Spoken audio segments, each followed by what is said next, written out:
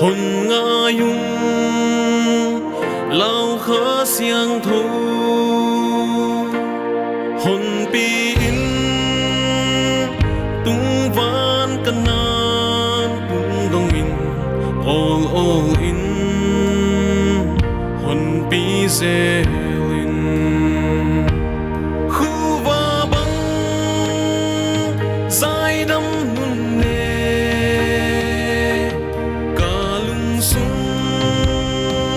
hồng lúa dim min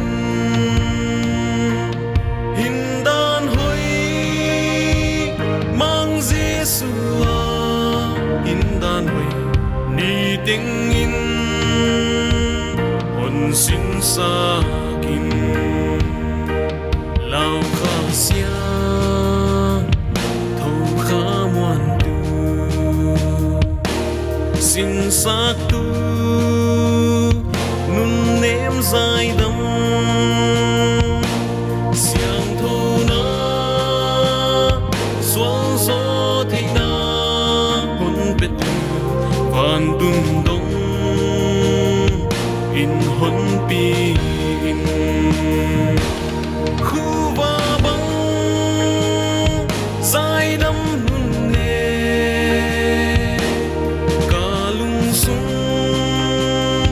hồng lúa dim min hin đan hoi mang Giêsu hin đan hoi đi tiếng in hồn xin sa